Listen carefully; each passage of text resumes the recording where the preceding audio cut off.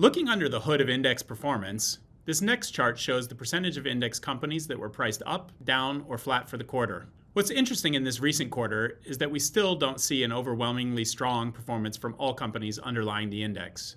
On the one hand, the percentage of companies with negative returns did continue to decline. Only 41% of index companies had price declines in the quarter, and this was the lowest percentage since Q4 2021. However, the percentage of companies with positive index performance actually dropped a little in Q3 versus Q2 as well.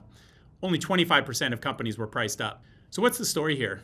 In short, average positive performances outpaced average negative returns. Winners won more than losers lost. This showed up in a variety of ways, not exclusively in secondary market pricing. It also showed up in the form of some successful exits. Klaviyo and Instacart were both in the index holdings before going public. Klaviyo in particular generated a positive 82% performance from its last private price to its first public closing price. As mentioned earlier, Q3 was an interesting one for the competing forces of 1, a trend in improving markets, and 2, a recent return of some caution toward the end of the quarter. Looking first at the trends in trade premium discounts, after ending Q2 with a median spread of minus 52%, in Q3 premium discounts bounced around, hitting first a recent high of minus 50% discount in August, before falling again in September to a discount of minus 63%.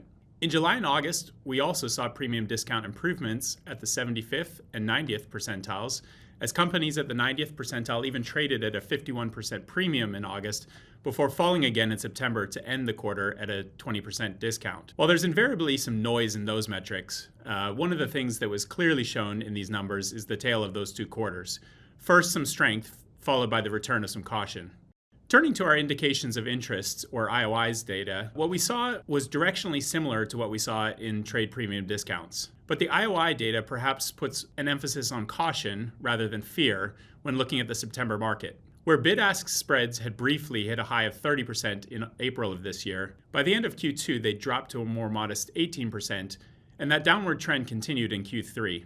In August they hit a recent low at 12%, before moving up modestly to end the quarter at 15%. This put the spread just slightly above the historical average spread of 14%, once again a sign of caution but hardly fear. The last data point I'll touch on as it regards to trading activity is our right of first refusal, or ROFR data.